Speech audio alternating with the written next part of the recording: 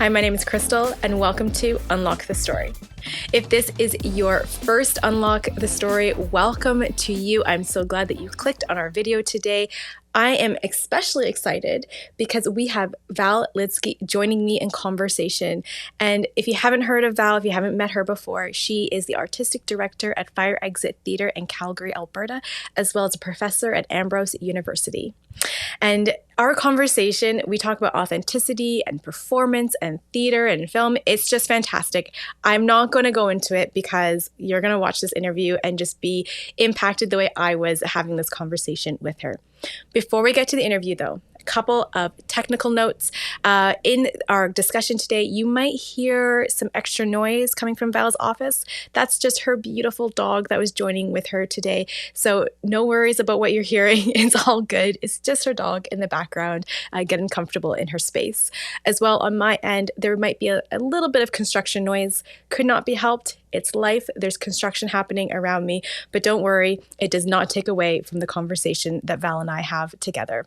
So with all of that, let's dive right in to my conversation with Val Lieske. All right, Val Lieske, welcome to Unlock the Story. We are so glad that you are here with us today. And just before we really get into things, why don't you share with me a little bit about who you are, how you got into what you're doing, just briefly, and more importantly, what you're doing now. What? Very little is what I'm doing right now. The nature of what we do has not been conducive to a world pandemic, unfortunately, but what am I? Who am I? I'm the founder and artistic director of Fire Exit Theatre, which is a semi-professional, faith-based company based out of Calgary. We're in our 19th season, if you can call this a real season. We'll see. I also work with Ambrose University here in Calgary as well. I helped start the theater program there. Awesome. So we have a lovely little fine arts department called Ambrose Arts, which is music, theater, and dance. Yeah, so I don't know. I do some public speaking. I do some preaching. I do some writing. Currently watch a lot of Netflix. Part of that club. I'm tired of. I am tired of screens. I am desperately looking forward to real live German people sitting next to each other in a dark room, experiencing something. But yes, hopefully soon. Hopefully soon. I keep praying. You know, and yes. Enough said on that one. Right. It's a weird. There's something really lovely about theater being collective, that you need other people to do it. But it's obviously been even harder, I think, on theater people than, say, visual artists who can, go down to their basement and still paint, or photographers that can go out and still take beautiful pictures. But there's something about, obviously, theater that, I want to be in a room with lighting designers and actors and ultimately an audience to do what we do. All right. Yeah. I can't do, if I do it in my basement, that's, called crazy. Crazy people do that, act alone in the basement. Right. So, yeah. I might be joining the group of crazy people then, because I am definitely taking to be more dramatic in a room by myself. Hopefully so other people don't think that I'm so crazy, but I don't know if it makes it any better or not. You do what you need to do. There's no judgment. Judgment flew out the window a long time ago. When we started not wearing pants to work, I think that's when the judgment sort of. Or you had the two style outfits going on, what people could see and what people couldn't. Kind of like the iceberg metaphor. There's a lot more going on that we can't see. It's a whole new level of the mullet. A whole new it's a clothing mullet, right? I like that. Oh my goodness, we're going to start a whole new thing here. So today we wanted to talk about authenticity and what it means to be laid bare in front of people, and as we consider theater. And I just thought this is a great topic for you and I to talk about because you are such an authentic person. You deeply desire authenticity and not the Disney princess kind of storytelling or the whitewashed realities that we often get within Christian theater and Christian churches. Not to say there isn't a place for subtlety, but there's also a place to not be subtle and to be really raw. So I just wanted to maybe start off by asking you, what do you feel the role of authenticity is in artistic expression? I think especially with acting, I think people can tell when you're not being authentic. And I know it's such a paradigm for people that have not studied acting, that they just assume, oh, well, you're pretending, that you're pretending to be something else, as opposed to taking your real self and putting it into a character, but actually doing the doing, and being authentic within the realms of a make-believe situation. And I think we can see, we've all seen movies or theater where we're like, we've seen an actor on stage and we're like, even the actor doesn't believe what they're doing and they expect us to believe it. Like, I'm not buying that. They're not buying that. Whether it's, sometimes it comes down to an actor judging their character and not fully embracing them and almost, stepping away from and just saying the lines and going through the motions. As an actor, you have to have empathy for the roles that you're playing, whether it's a serial killer or a priest, or you have to empathize with that character who's doing something that you as a human being or may not ever do, but that person is doing it for a reason. So I think that you have to be willing to explore that, to explore the depths of dark and light, and finding truth in both of those, and realizing all of us are somewhere on that spectrum on any given day. I'm capable of like almost evil. I'm capable of really dark stuff. And I'm also capable of really great stuff, right? Again, on any given day, I could, want to donate a kidney to someone as well as like cut someone off on Deerfoot, right? Which is Deerfoot is a highway in Calgary, yes. right? Yes. For those of you that are not native to Calgary, and the Deerfoot made no sense to you. Exactly. So as you consider that, and like the empathy, I love that you're saying like the empathy for the character that you're playing as an actor, and for the role, and really for the empathy for the whole story, right, that you're telling.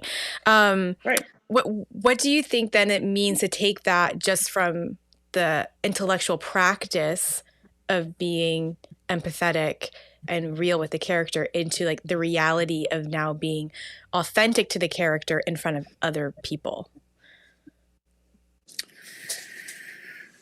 Yeah, and I think authenticity is often kind of messy and super vulnerable because it is messy. It's the ugly cry sometimes, right? Of not the, starlet ingenue, single ear, perfectly unsmeared, no, the mascara is not running. Like, that's not how people cry for the most, right? Like, it's like snot and it's embarrassing. And, I think real emotion is embarrassing because we often do that in private. When we're asking actors to do very private things in public settings, whether that's intimacy, whether that's deep emotion. Those are often very messy things that other people will never see, or only your closest people would ever see. And we're asking, performers to like do that in front of a camera, do that in front of live people on a stage. And it is hard to, I look at really good actors, man, and like that is exhausting to do that day after day after day, to truly give yourself over to the deepest, rawest emotion, again, that most of us either we actually we don't even do in our real life, let alone do in front of people. Because deep authenticity it's just hard work. It opens you up to be hurt. And so we don't do it as people, right? But yet we'll pay $12 to go see that on the screen. We love to actually watch that on when it's done beautifully. We know that it resonates with us. And maybe again, there's something about, because we don't do it, we'll pay money to see other people do it for us. So there's something actually cathartic about that, right? Yeah. It's true, right? I grew up in a family with a lot of boys. I'm the only girl of a family of four. Yeah. And so I grew, and my personality, like I just felt like emotions were not something that you needed to express. Right. You know, and so that journey of allowing myself to go to emotional places and be vulnerable and even to cry, like truth talk. I did not cry in front of other people until I was in my 20s. And then I had to go on this like intentional journey with God where I was like, can you just like allow me to cry? Because I was so practiced at like holding it all in that even when I needed to cry, I couldn't cry half the time unless it came out as like deep anger. And that's not healthy. And it took me about a year of intentionally journeying it and just saying, I want to be able to cry. And, you know, still, anyone who knows me, not my favorite thing to do. I still want to like kind of duck under a rock as soon as real emotions are coming. But that's not my job. You know, being authentic and real is my job. So, yeah. And again, for actors, they're not, again, good actors in particular, they're not pretending to cry. They're actually crying. Now they're tapping into something that is actually generating real tears or real anger or real joy. That you can try to fake that. And again, we can see that and we call it out. I call it schmacting, right? Instead of acting, of like, you're just making that crap up. Like, right. And so good performers are actually, they're doing the doing. They're not pretending to do it. And so, and everybody has different techniques as to how to get there, how to pull out that emotion. And I think there's, in the acting world, I think there's healthy ways to do that and unhealthy ways to do that. But either way, it's a real thing. And at the end of the day, they have to go back to their lives. If they've spent the whole day on set being angry or being evil or being sad or whatever, right? That's exhausting. Like you say, like you and I, like we cry for 5 minutes and we're like, oh, like I need to lay down. That was hard. I need to watch some TV now. Like, so let alone, actors who are on Broadway and do a show for a year and a half and, 6 shows a week, they got to pull that up and make it authentic every time, right? So I applaud, I certainly applaud actors that know how to do that and can do that regularly, but it's tough. It's tough on your emotions, on your relationships, on, again, if you don't have a good acting technique, if you don't have a healthy way to do that, I think it can be really damaging. And I think that's why we see some actors that go off the rails and they got to medicate that somehow, right? So you've done a lot of directing in your role as artistic director of Fire Exit. I know you take on a lot of the directing of different shows that you mount, as well as with Ambrose and your teaching students. These types. So from that perspective of leading and directing, how do you go about leading actors in their performances and being authentic? I think one of the best things a director can do is to just try to create a safe place for them to explore that, so that the rehearsal hall and the process itself is safe. Now, that doesn't mean it's always going to be fun, that I'm going to ask you to do challenging things, but that it's a place where people can try things that don't always work. Just come every day ready to play. Like, let's try that. Okay, that didn't work. Let's try something else. A place where there isn't, again, judgment.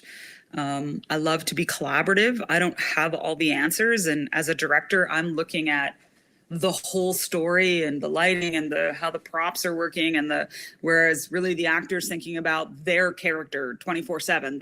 So they're living inside of that. So they're going to understand their character better than I am at some point in the process. And so to trust them to bring their expertise and their training to the process, and allow them to collaborate with me and to say, well, actually, I don't think my character would do this, or would do it a different way. Awesome.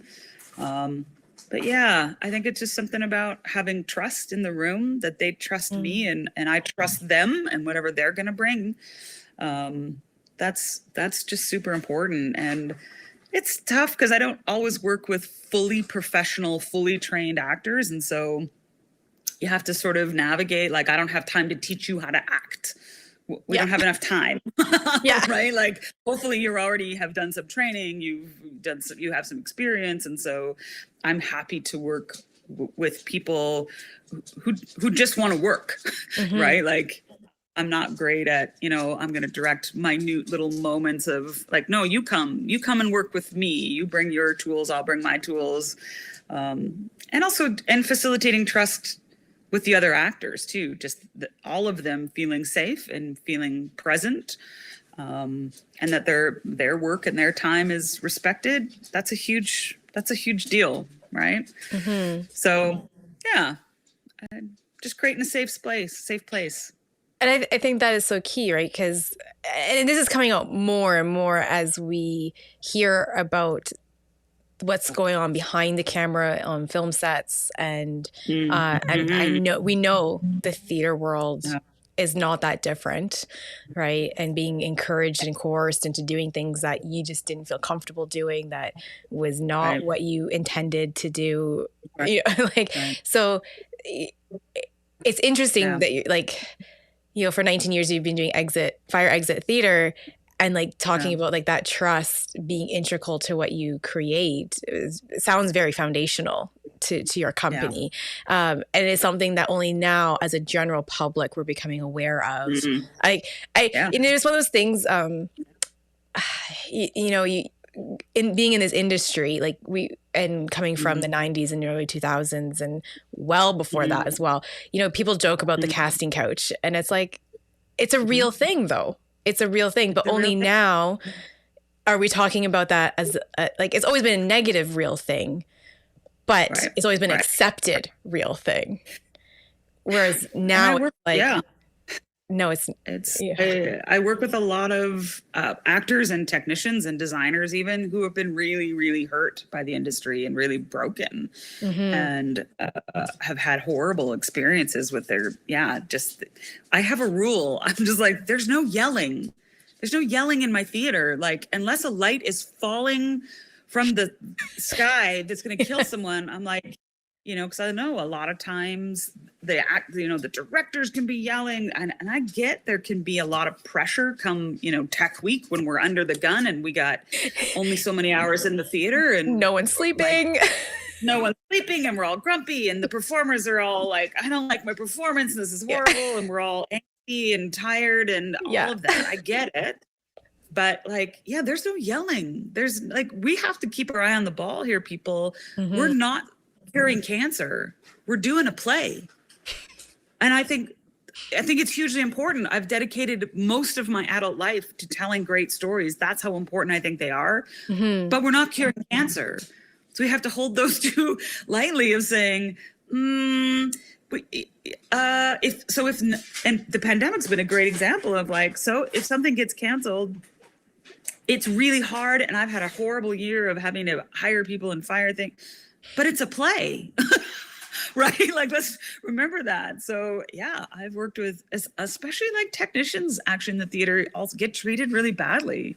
They get yelled at a lot of why and this and now. And I'm like, oh no, they're shocked when they come and work with me. And I'm like, No, I know we're over time. We got to put, I'm not for like, we'll just sit around all day. Like, let's get stuff done. But how can I help? Not, I'm going to yell at you. That doesn't actually accomplish anything. And like, yeah. So that does not create, again, an atmosphere where anybody feels safe when the director or the designer or someone is, if people are walking around on eggshells of like, I'm going to screw up and then I'm going to get yelled at or humiliated in front of other people. No, that's not happening. As I care way more about the people than the process and the product, actually. Of course, I want a great product. Like, people are paying money and coming, and people have given up their time. And of course, I want that to be excellent. But I care way more about the people. Yeah. Like, I have only once had this happen so far in my career. A couple of years ago, I directed a 2-person show. And there was a male and female, and the guy, and he's done a ton of professional work. He could not get his lines memorized. For whatever reason, poor guy, like, I felt bad for him, but we're talking dress rehearsal, he was still like lost. And I'm like, oh dear, but we pulled in another rehearsal. He did pretty good. Okay, great. Opening night, he nails it. Like, fantastic, great. The following night, he totally blanks. He blanks on stage. We have a full audience of people. Of course it's sponsor night. All my sponsors are there. It's a nightmare. It's a night, like, I'm like, oh my gosh. And I knew I'm like, oh, I don't even know how to save him. He can't be saved. The poor other actress on stage is trying to save him desperately. It was just horrible. But at the end of the day, right, when it was over, when the play was finally over, first of all, I walked backstage and I went into the dressing room of the actress, actually, because I knew she would be devastated, just because she's perfectionist and whatever. And she's just like sitting in her dressing room, like crying. And I remember just like kneeling down in front of her and saying, hey, it's a play. This is not who you are. This is like, I know you're a great actor. I know you tried to save this tonight, but like, you're a wife and you're a daughter and you're a friend. And like, this is one little part of who you are. This does not define you. You're fine, right? It's all good. And she was so afraid that I would come backstage and just be like unhinged as a director, right? And as an artistic director. And I was like, whatever, like, it's a play, people. Come on. My audience is very forgiving. It happens. That's the joy of live theater. Anything could go wrong at any moment. Hope it doesn't. And we work hard so that it doesn't, but it can. Right. And that poor actor, to this day, he can't look me in the eye. And yet I'm like, hey, dude, it's okay. You screwed up. I know you feel bad. Let's carry on. What can I do to help? Let's carry on. Right. Was there a part of me that was like, oh my gosh, I'm devastated. I take it personally. This is my work. This is, I'm own this company, all the things, right? But I had to just like give myself the same pep talk. Like, it's a play. Right? Like, they're going to feel bad enough. I don't need to heap anything else on them. We're going to try again tomorrow night. What can I do to help? Right. Yeah. And I think, to this day, I'm good friends with the actress from there, and she just talks about how much she appreciated that I just came backstage and said, it's all right.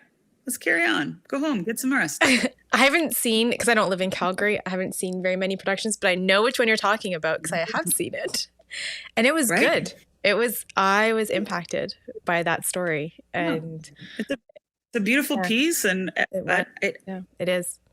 It happens. And I don't know, I've been on stage where I've lost lines too. I get it. It's terrifying. It's horrible. You want to like throw up on stage. It's a terrifying thing. And no matter how much you rehearse, it can happen. It can happen. That's, again, the joy of live. It's not on screen, right? Where we can stop and reshoot and re-edit and get a better shot. And so, but it's made in the moment. Yeah. It's funny because I talked to some of my patrons after, like a week later or whatever, and they're like, oh no, that was, because I was like, he skipped a huge chunk of the play. I'm like, how is this going to make sense? We're like, oh my gosh, like it's like I should have just stopped it. But I talked to patrons after who were like, oh no, we loved it. Yeah, we knew he screwed up a bit, but they were like, it was sort of unfazing to them of like, that's live theater. Okay, cool. Yeah. Like nobody was asking for their money back. Nobody's like, you ruined my life. Yeah. It's a play, right? So I love that. I love how you're just like building the reality of the rehearsal hall to the reality of the performance space, and what, as a director and as an artistic director, what your job is to create room for authenticity. How do you think that impacts the audience? Like, I know how I think authenticity impacts the audience, but I'd be really curious for you and your experience. How does true authenticity impact an audience? I think it gives the audience permission to fully enter in. I think if the actors aren't being fully authentic, and the audience, as an audience member, if I sense that, it's easy for me to not fully enter into the story. Because again, I'm like, you don't even believe this. Why should I? Right. And so you can sort of keep that barrier up of like, oh, that's make believe. But when you see an actor fully engaged or brilliant writing or whatever, it gives me permission as an audience member to fully enter into that story and fully enter into that emotion as well. I just think it obviously heightens the experience. It heightens the empathy for the characters or for the situation. That's the good stuff, right? That's why we do this. That's why for the most part, I don't want to go to the theater or to a movie and just be entertained by a big fat comedy, musical, whatever. There's a place for that, but I want permission to fully enter into all the emotions, all the stuff, right? That I'm, again, like you, I'm like, I don't want to do it as a human being, but I want other people to do it so I can kind of live vicariously through that or whatever. And that's the good stuff. That's why we do this. So I just think it gives permission to the audience to also fully enter into that story when the actors or the performers are actually fully entered in as well. Yeah. I think I totally agree. 100% agree with that. I think when I direct, I've directed a lot of community theater and young performers. One of the things I always say to them is, if you don't see it, and usually I'm talking from the perspective of the role of imagination and exercise imagination. But if you don't see it, if you don't believe it, if you don't understand the reasoning for it, nobody else will. Doesn't matter what you say. And it really is. It's teaching them about being authentic on one level without using the word authentic. Because if you know, there's something about, right? And I think it's also just allowing people to act on instinct, because our instincts are truer than our thoughts. Because our thoughts will get us in trouble, because we'll overthink and we'll start to, all of a sudden we're in our heads going, do I sound stupid? Do I sound funny? How do I look? Right? That's where actors get in trouble, when they're like in their heads, as opposed to the instinct is the truest thing.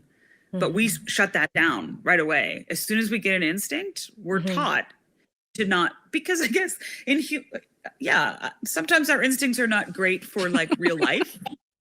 Right. And so you stifle them and you go, that's not an appropriate thing. Like 99% of what is not appropriate. So I have to like push that down. I filter, right. Which is good for human life, which is good to actually be in an acceptable society. Do not say what's on your mind, Val, because you think it's super funny. They're probably not going to think so. Right. But then how do I, as an actor, when I step on stage, I have to let go of that. And because my first instinct is the truest, most authentic thing, whether it's what I say or do, but we spend our whole lives in North America filtering for good reason, often, right? Our first instinct, and our little editor brain comes in.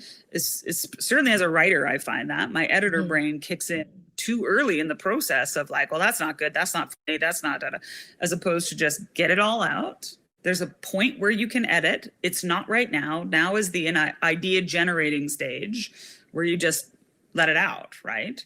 Yeah. But so how to, again, allowing creators to act on their instincts and see where that goes in the rehearsal process, right? Because that's the good stuff. That's the truest true before your editor brain can kick in and go, that's not cool. You don't look good. That's not funny. That's not smart. That's, Yeah. Oh, yes. I love that. So you sent me a clip that we're going to watch together, and it's from the film Dead Man Walking. Now, why don't you quickly set up for me, for the audience, what it is that we're about to view? Dead Man Walking, starring a very young Sean Penn and Susan Sarandon. This is actually the first movie that made me fall in love with Sean Penn as an actor, actually. Based on a true story of a guy who's on death row with another person, him and his friend. It is discovered that they kidnapped and horribly sexually assaulted a young woman in the woods, killed her and her boyfriend. He's on death row, obviously. He keeps saying he didn't do it. He does finally break down and admit to that. Susan Sarandon plays a nun who actually visits him on death row throughout his process. And the scene that we're about to watch is actually just before he's going to be executed, and it's the final time that his mom and his three brothers, get to see him. So they come to say goodbye to him. Okay, let's watch this clip.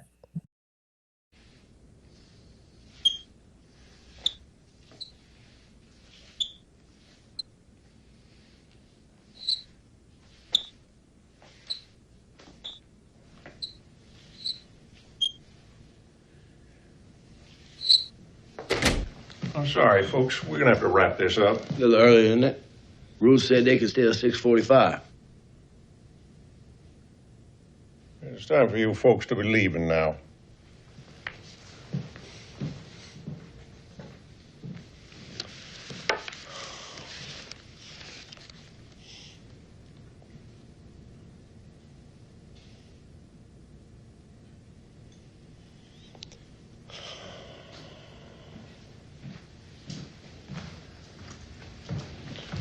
Here you go, Consulate. Thanks, man. I got all my stuff in these 2 pillow cases. I'd like it better if you all took it home with you. I don't want the prison sending them. Craig, you can divide up all the stuff. Except my boots for Mary. I want to walk to my execution in these here boots. Up on your feet. You all say your goodbyes now?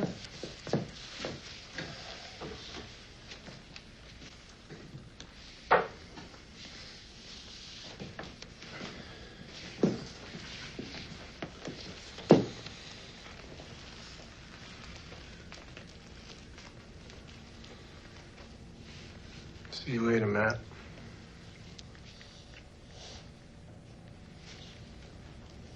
Bye. No goodbyes, little man. Oh, man. Can't you hug him? I'm sorry, sister. Security reasons.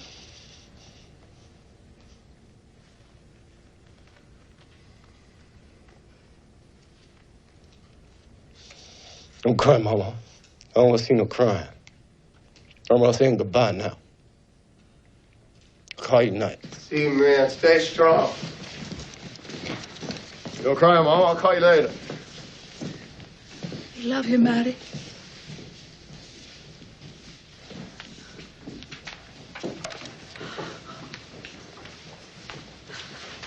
I put my arms around my boy. I'd never have let go.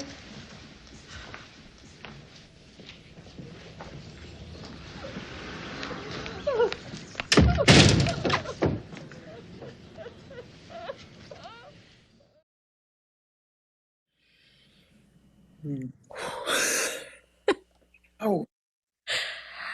So that little quiet 4-minute scene changed my view of the death penalty. that guy did a horrible, horrible thing. He deserved to be punished. But I realized in that moment, when we kill someone via the death penalty, we're actually killing their entire family, whether he deserved it or not. The whole family, like we wrecked the system, right? Wrecked that whole family, that mom, that like it's just this quiet, awkward, the sound of that kid's like shoes squeaking on the like what do you say when your brother's about to be executed for something horrible? Like it's this super awkward. There's nothing brilliant about the writing as far as, these, big sad farewells. It's just this really quiet, goodbye. And then her just like breaking down outside. I was like, oh my gosh, like no amount of theology, no sermons I've heard, no books I've read changed my mind like that little 4-minute clip of like, oh, we can't do that. That is inhumane. And it changed my view. Like, I don't, there's something just like broke inside of me the very first time I saw that. It's a great movie. Yeah. It's hard to watch. I've never seen the whole film. I've only seen parts of it. And I've never actually seen this particular scene from it before. And I watched it for the first time the other day and I just sat quietly afterwards. Oh, it's a tough movie to watch, right? Of like, and actually like through a lot of it, because he's so strong about, I was innocent. It wasn't me. It was my friend. Like, and you kind of start to believe him. And then he finally breaks down and says, no, I did do it. And so you're like, oh crap. I was trying to get to like him, but now he's a horrible, evil person. And right. And he kind of comes from this, white trash background and all of that stuff. But this moment is just so profound. It's so simple. It's not over the top. Again, it's the subtlety of the authenticity in that moment of these brothers who are like, I don't know what to say. And right, I think the writer and or the director, at any moment, this could have gone horribly wrong from a performance standpoint of like making it big and like, oh, I love you, and great pronouncements of whatever. And instead it's just this really quiet, weird little scene that is, I just think, so vulnerable and authentic. Yeah. I even just hearing your experience, it just makes you realize again and again how that authenticity of performance is what is so impactful, right? And it shifts it from being, as Madeleine L'Engle say, like bad theology to good, right? Like she's like, there's no such thing as like bad art, just bad theology. Right. And that's so challenging because I've sat through a lot of bad art which you would call bad theology because it's not real. It's not truth. I listened to a podcast that you were interviewed on. I forget the name of the podcast, but it was somewhat recent. And oh shoot, my mom brain's kicking in of all the tiredness. when you have a thought and it just starts to flitter away and you're trying to there it is. Desperately hold on.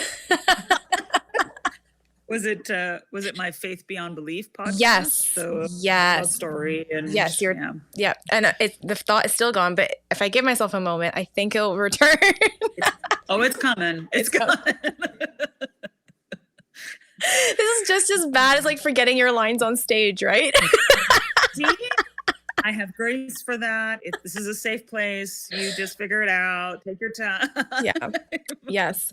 I was listening to you talk on that podcast, and the exploration, the job of artists to explore and to explore the things that we're feeling and the things that matter to us was just so impactful to me. It was a kick in the pants.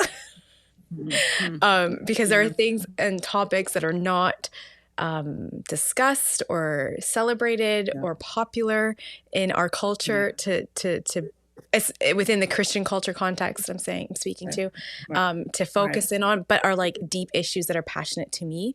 And I just felt that kick in the pants of like, okay, God, maybe you're calling me to like focus on the things that like nobody else wants to talk about, but through authenticity of experience, and bringing the craft of writing and acting to this potentially. Maybe, I don't know, maybe in 5 years I'll be talking about my new show or something. Who knows? Perfect. But like, I just thought what you said was so beautiful. And it was good. It is and I think that, again, that's part of what makes sort of Christian art inauthentic, is that we are afraid to explore,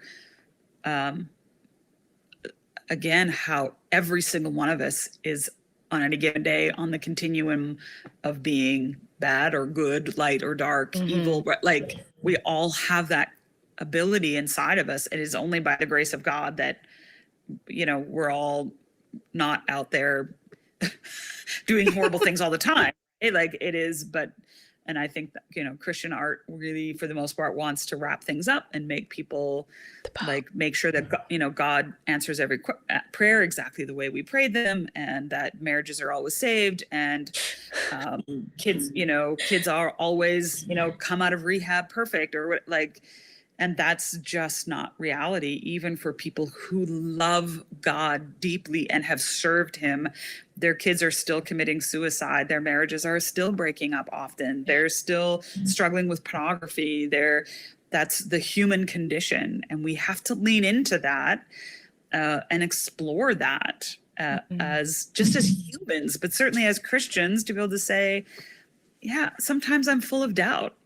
And sometimes I'm full of anger, and sometimes I'm full of grace, and that's all of that is okay, right? That's what allows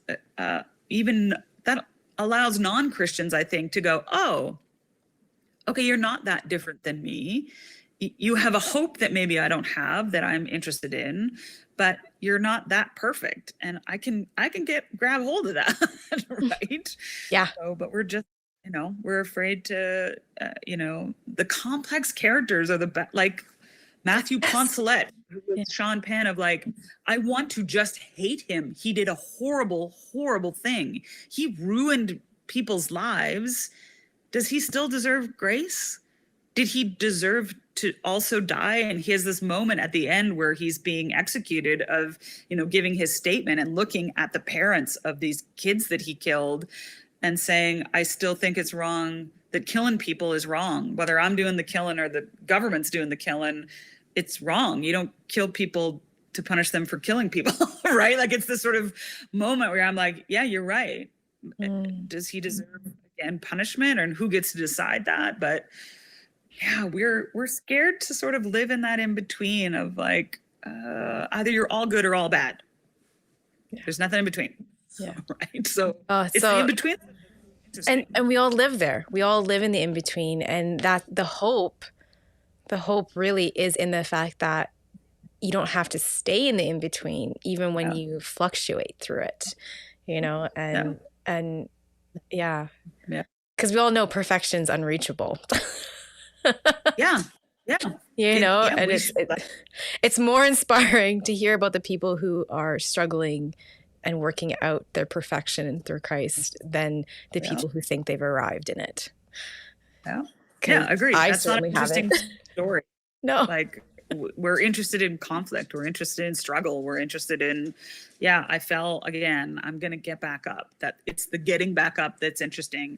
I'm not interested in a story with everyone who has, a perfect marriage with perfect kids and a perfect track record. And that ain't real. Right? Right. And we all know someone. We all know someone who's lived a life almost like that, and you're just like, oh, just wait. Yeah. Oh, yeah. No, that's not gonna end well. Something's gonna happen. I know, you're just like perched on the edge of like, oh, they don't even know it yet, but something's coming. Something's coming. Like, yeah. So, Val, what gives you hope with upcoming performers, actors, and their ability to be authentic in the craft, specifically within the Christian culture? What gives me hope right now? At this point, I think it's going to be really interesting to see when we come out of whatever this experience has been the last year and a half. And again, we talk about what's the new world going to look like. And I don't know yet what audiences are going to want to see. Like, what are they just going to want to be entertained? Or are we just going to want to watch sitcoms? Or are we going to want profound art from artists who have been unemployed for the last 15 months, who have struggled with addiction and depression and anxiety, and like the arts community has just been hit so badly, obviously, in the last year and a half. What are they going to create? I hope that it's super authentic. I hope that we come out of this and are I don't know. I think what needs to happen, in my opinion, is I've talked about this with you, of we need to grieve a bit. I want to see some authentic lament before we go to the celebration of like, yay, I don't have a mask on anymore and life is fantastic. And I think we need to allow time, and I hope the artists lead the way on this, of creating space to lament what we've lost, because lament can lead to hope when it's done well. I have to grieve what was before I can sort of grab onto what's coming. But we're certainly artists, we're a resilient bunch. Shockingly, right? There's that famous quote of like, the theater's been dying for hundreds of years and it just keeps dying and living at the same time, right? Whether it's the depression or the plague or the pandemic, everything's going to kill theater. It's never coming back. We're going to kill it. We're all going to be on Zoom forever. Well, nothing's worked so far. It just keeps coming back. We still keep, Broadway will open again, and God bless movie. I want movies to continue too, but I'm like, there is something intrinsic in us that loves a live experience. Yeah. Right? Like, again, I've had profound experiences with film, such as Dead Man Walking, but what we really remember is like our first concert. Right? Our first like big festival we went to, that live thing of like, I can totally remember some of the very first plays that I went to that were different than movies. Yeah, I go to a movie, it's hit or miss, it's fine, it's whatever. But it's an event when you like, even now, or, when I see 50 plays a year, usually it's an event when you go to theater, because anything could happen. I know, right? Good or bad, something's going to happen tonight. And I just think that's so profound. And there's something, again, in humanity that wants that live experience. And so, no, I don't think theater's dead. I don't think we're all going to be on Zoom forever doing staged readings. And no, I'm not interested in that. I want people in a room, and that's where the authenticity comes in. Even on Zoom, if it's live and there's a screen here. Like, it's different than if you and I were sitting in a Starbucks drinking coffee. It's just different. This just has less risk. And there's something about risk, right? That it just ups the game. So I'm trying to have hope. I have the word hope like tattooed on my body, and hope has been hard this last, I'll admit, my hope has been pretty thin, because I have planned so much with hope, and everything's been canceled. Like, at the beginning of the season, I was like, no, sure, like, we'll be back by like December, right? Small audiences. Oh, well, by March, 100%, like by May for sure. Yeah, no, it's just been cancellation after cancellation after cancellation. And so I don't know. I am tentatively looking at my 20th anniversary that should start in like September, October, and going, what do I plan? What do I hold loosely to everything? I don't know. I don't know yet. I'm hopeful it's coming back. I don't know when. I don't know how. It's interesting. So what I hear when you're saying all these things is that, the hope is in the need for authenticity, that need for real, authentic moments is never going to go away, because that's intrinsic to us as humans. We long for truth and for authenticity, and we long for that connection with somebody else, and we long for it to be tangible in a way that is like, I can reach out and touch you. And as much as this camera is beautiful, I can't reach out and touch you. And again, I'm like, there's been really authentic moments on camera, on film, but I know that, they were able to probably shoot that scene 10 times or whatever to capture the best moment. Whereas again, something live, you got one shot.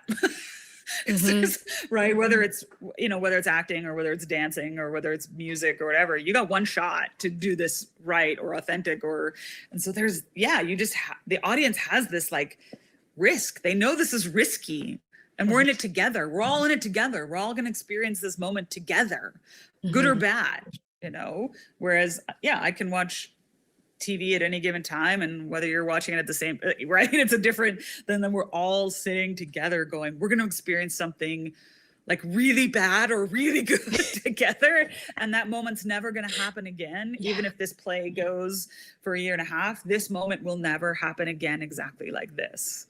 And so love that. I love that too. I'm addicted to that. And so I will, and certainly in Calgary right now, all the theater actors are doing film because there's a ton of film here. I hope they will come back. Eventually come back to to making, under living wage for like, right? They'll leave their good paying film jobs to come and get paid minimum wage for. Right.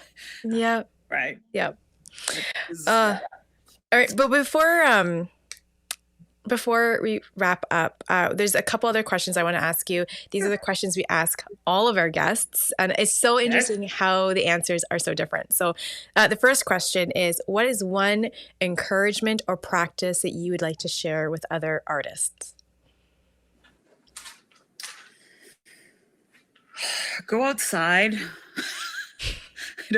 I've been trapped in my basement also for a long time, I feel like. And because, it's winter in Calgary, 7 months of the year or whatever. There's something about being outside. I love to dig in the dirt. I'm weirdly like garden, like I'm planting carrots and things like that and flowers. And I love the diversion of that as opposed to sitting at my computer trying to write, but go out and walk, go out and dig your hands in the dirt, go out and sit by a river. That's when I hear God. That's when I'm inspired. That's where I get little bits of inspiration of what am I supposed to do next in the story I'm writing or the thing or the, I think that should be daily practice. Get outside, mow the lawn. Right? I'm strangely satisfied by mowing my lawn. I know it's weird. No, I love mowing my lawn too, actually. It's not that weird. It's all the lines, seeing the lines. Yeah, it's super satisfying, right? At the end of like, I did this thing. It's like, look at that. I know. Do you ever get tempted to do like funky lines? Like I often will start with diagonal. Like I just have to. Oh yeah.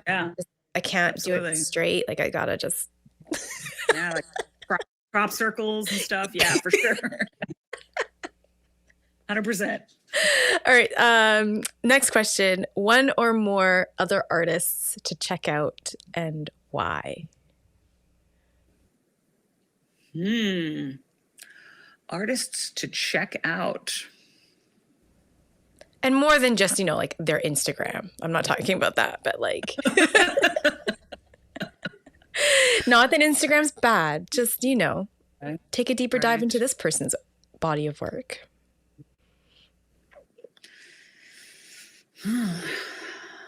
That's a good question.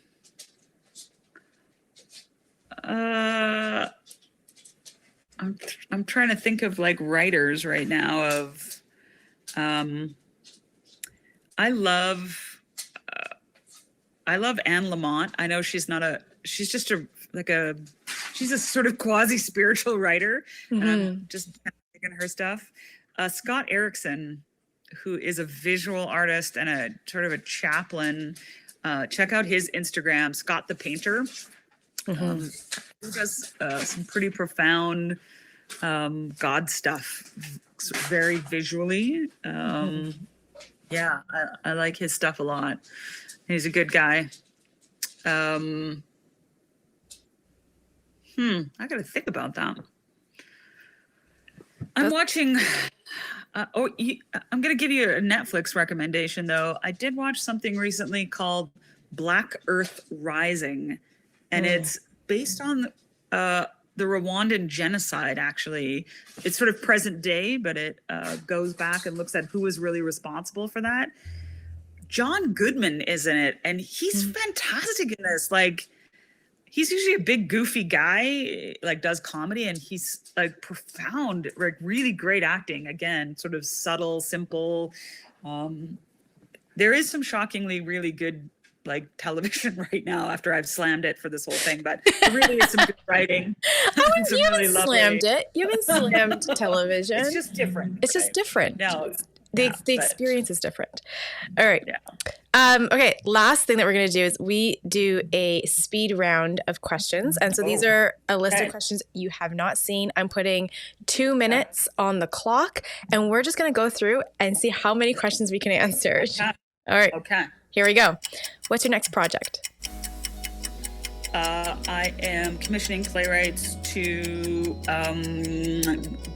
write me short plays, and maybe I'll write one on communion. What does that mean? Ooh. Oh, wow. I'm excited for that one. Most inspirational artist for you? For me? Wow, these are tough.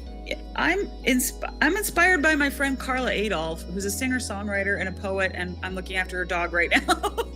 But she like writes almost every day, whether it's like 6 lines of poetry, like just short, but she's very good at the discipline of just getting something out, something simple every day. Yeah. If you could have coffee with anyone in the world, past or present, not Jesus, who would it be?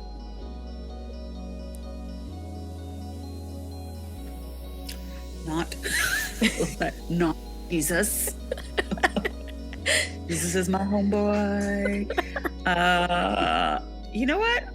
I really would love to hang out with one of my grandpas who died when I was very, very young, my dad's mom. I'd like to hang out with him.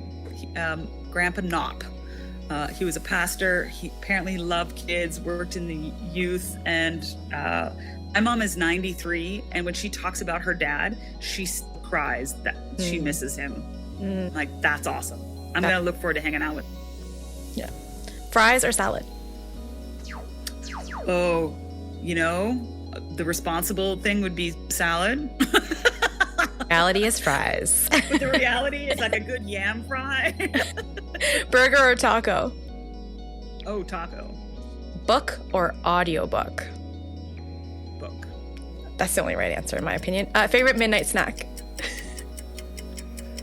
I'd like a taco.